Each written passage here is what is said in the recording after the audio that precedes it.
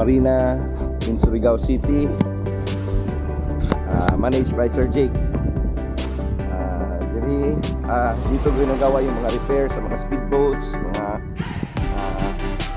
vessels na may mga sira, no? Dito nila ginadock. Kahit yung iba, kahit walang sira, gusto lang nila mag-dock dito. Pwede dito, safe kasi dito eh, wala masyadong alon dito.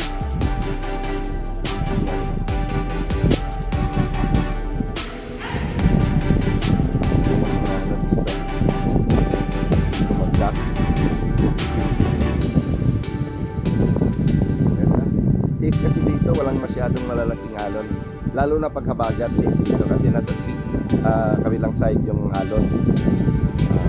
Dito parang may video na parang sa hangin. Safe talaga. So makikita niyo mga kagatang, so lang isang wave na makikita dito. So ideal talaga para sa mga kagatang yung dito.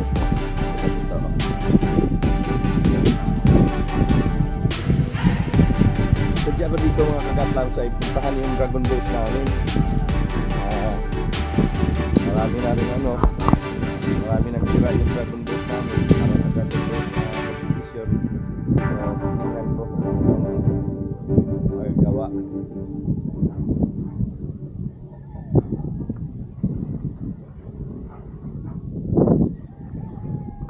Ito yun, yung dragon boat namin. Nakaano lang, maliit lang kasi na space yung ino-occupy ng dragon boat natin kasi binaliktad natin yung dragon boat para pag uulan walang rainwater na mag-accumulate sa loob ng boat natin. So yan hilera siya, mga sirang speedboat na ayusin pa lang. So yan mga kagatlangs, marami tayong mga boat dito sa natin. Dati tinatawag itong lugar na Seafarer, hindi ko pa alam kung anong tawag dito ngayon. Meron din mga kayak,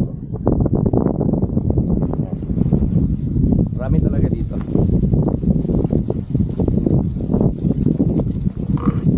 Meron pa doon.